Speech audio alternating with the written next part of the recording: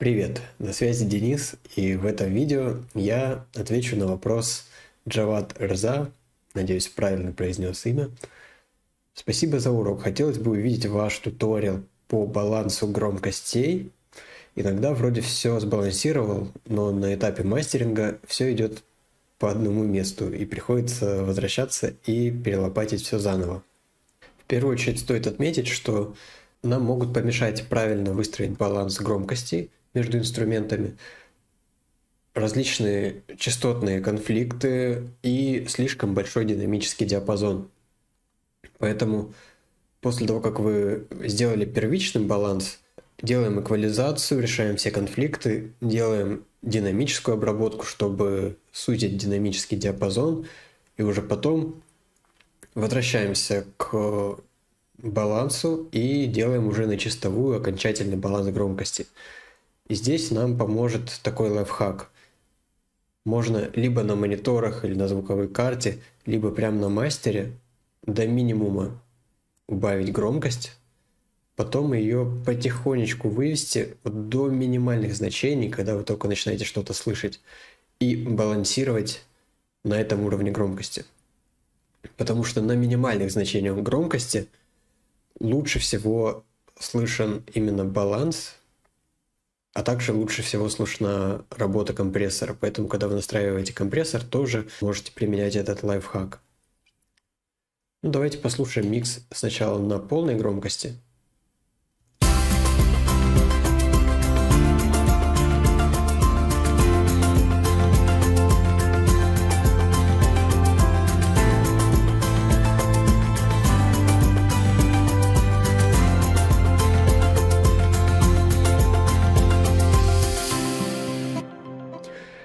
Складывается ощущение, что все в порядке, нет никаких проблем.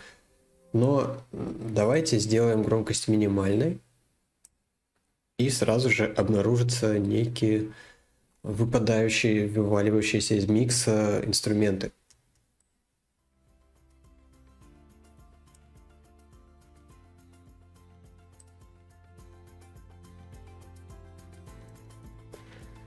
Вот на такой громкости слышно, что слишком выбиваются шейкер и тамбурин.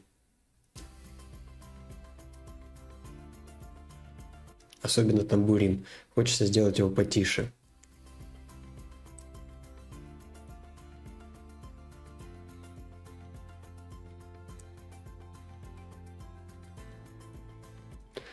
Также слышно, что очень бубнит бас, его довольно много, и может для каких-то танцевальных стилей музыки это было бы уместно, но у нас здесь акустический фолк, поэтому и бас, и кик хочется сделать немного потише.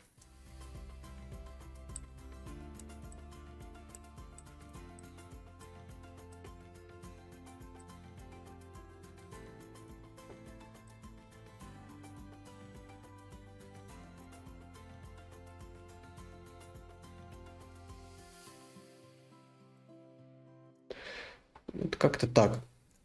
То есть здесь должно быть хорошо слышно гитару, все ее нюансы и детали, а все остальное должно быть инструментами второго плана. И, кстати, вот эти вот планы, первый план, второй план и третий план, они тоже помогут вам выстроить правильный баланс.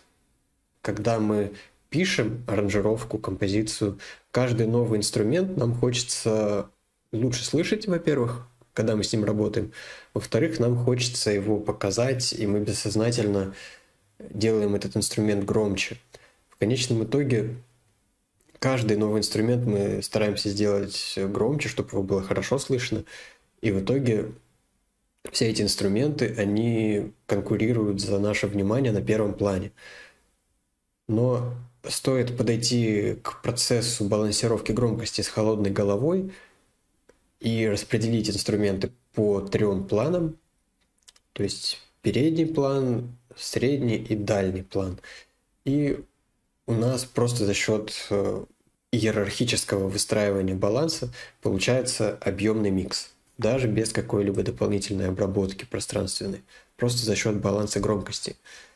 Поэтому выделите 3 плана, отстройте громкости этих планов между собой, чтобы средний план был явно тише, чем первый план, а дальний план был явно тише, чем средний.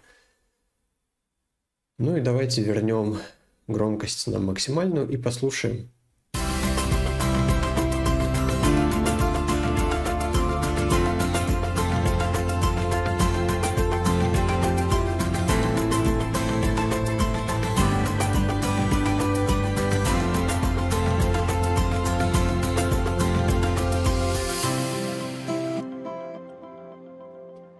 На мой взгляд, звучит хорошо.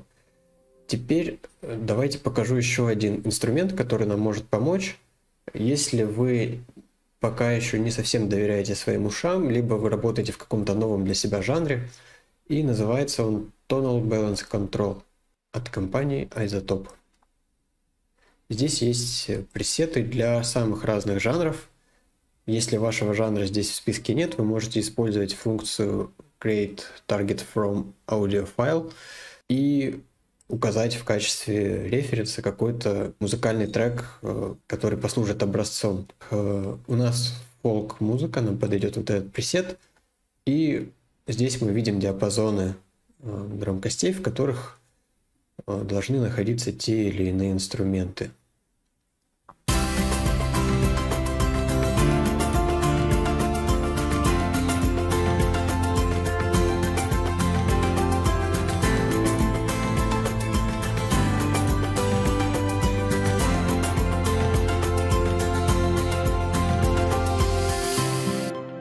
Вот мы видим, что немножко средних частот не хватает, хотя в принципе в допустимом диапазоне находятся средние частоты, а высоких явно даже перебор. Возможно, я отключу эксайтер, который как раз добавлял верха.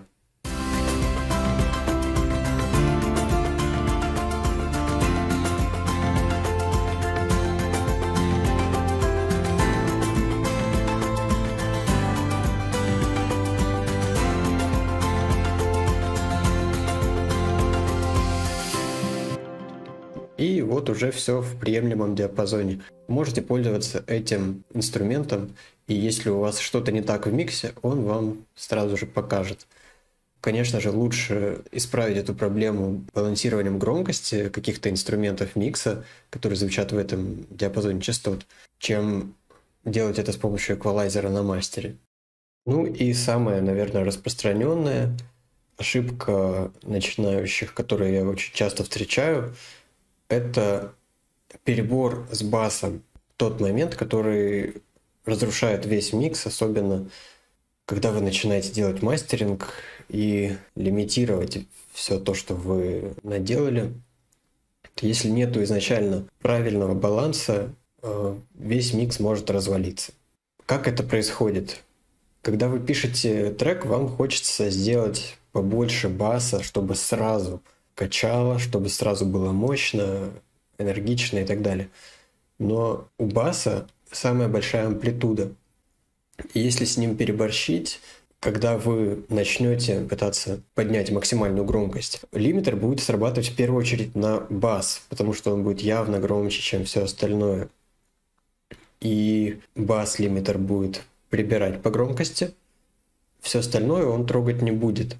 И бас будет ограничиваться, все остальное ограничиваться не будет, будет делаться громче. И у вас разрушится баланс между инструментами.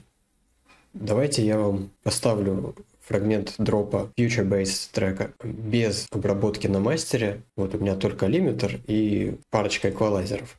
Даже без этой обработки у трека будет довольно мощный бас.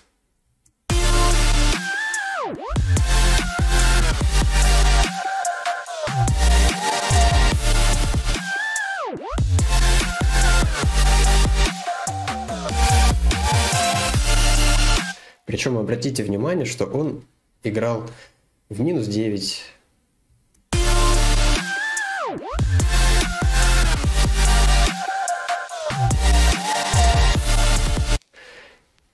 И кик тоже играл не очень сильно. Чуть-чуть громче баса.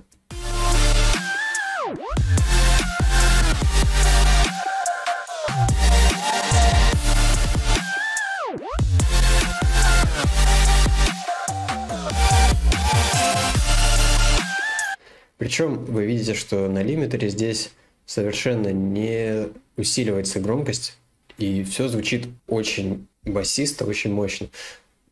То есть тут дело в том, что сам по себе тембр баса синтезирован удачно, и в том, что для баса оставлено довольно много места, то есть вырезаны низкие частоты у других инструментов.